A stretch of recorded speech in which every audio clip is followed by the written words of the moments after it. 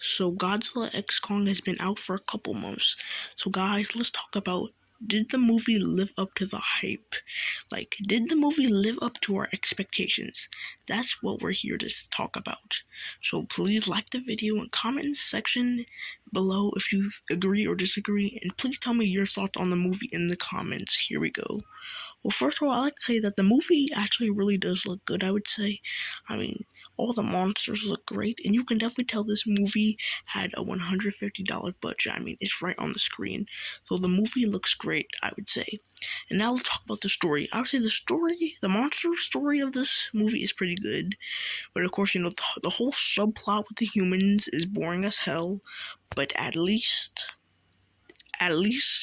they brought back my favorite human character, Bernie the podcaster. He always gets a laugh, and he like my favorite human character, and like he like the only human in the movie I actually give a damn about. So hey, I'm glad they brought him back.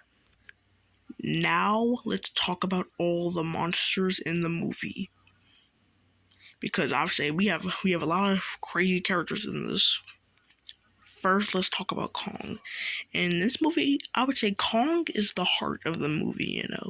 You feel bad for Kong because like he's like the last of his species, and he's by himself, and he knows nobody. He's basically alone. It really warms your heart, but by the end, he finds his people once again, and he's no longer alone. So that part, it's sweet. He's definitely the heart of the movie, and I'd say Kong is still pretty cool. And now they gave him an infinity gauntlet called the Beast Glove. The Beast Glove, and the Beast Glove is actually pretty cool. We don't see it that much in the movie, but I would say overall it's pretty cool. It makes Kong's hits and punches even stronger. Kong's already pretty strong, but the Beast Glove just enhances it and makes him even stronger. So I would say Kong is just as cool as he was in the last movies, I would say. Now let's talk about Godzilla, who is now pink now, I would say. Well, first of all, it's like Godzilla is slowly becoming more like Goku. It's like every single movie he has a different form, it's pretty crazy actually. He's becoming the Goku of the Monsterverse now. Anyway, but overall, I would say Godzilla is actually really good in this. I would say, I like how he has much more of a bigger role in the last movie in Godzilla versus Kong. He's a much more bigger role in this. How he's like running around trying to get some more nuclear, and he's trying to get some more radiation, inside of him to make himself even stronger for like a new fight that he knows is gonna come. So yeah, it's pretty cool. I like the pink eyes, the pink scales, the pink atomic breath. So I would say I like Godzilla's new design. I think it's actually really cool, I would say. So I like Godzilla in this as well.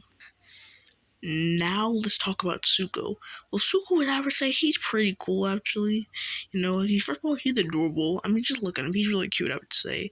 And I kind of like, how him and Kong, like as the movie goes on, the two of them kind of grow a bond and grow to like each other more. It's like plus when the two of them are on the same screen as each other, it's just really cute.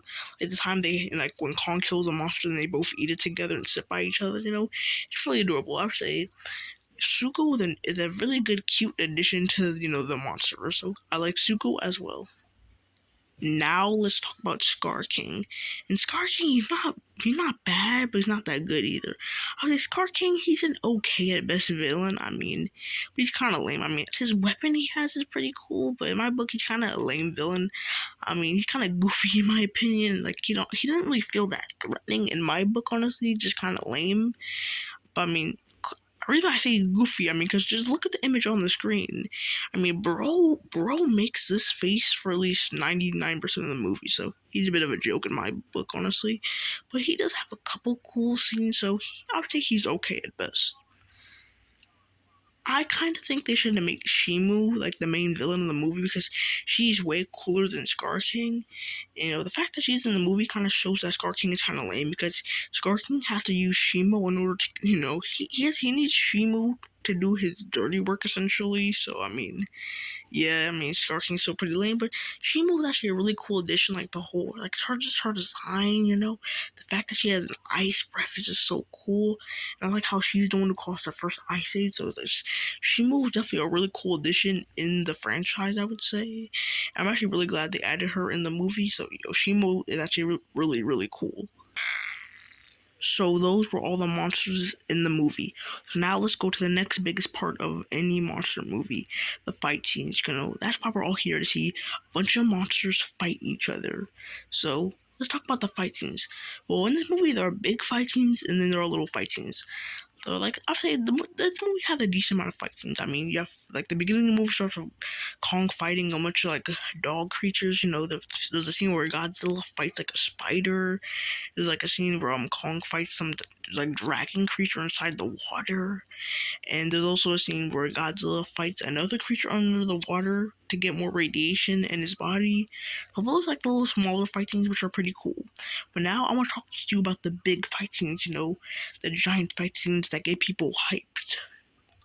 The fight scene between Scar King and Kong is pretty cool. It's cool to see both of them use their weapons against each other, so that was pretty nice.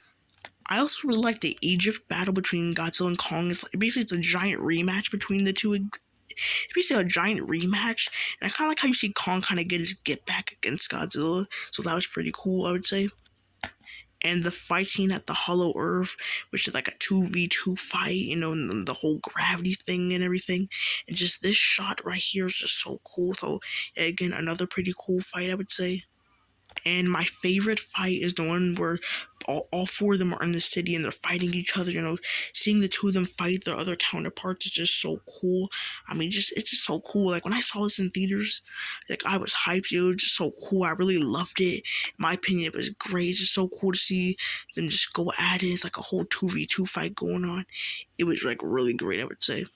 And seeing Kong straight up shatter Scar King was just so cool. And y'all, that's like definitely a cheering moment just right there. That was like really good. So I would say this movie is pretty solid.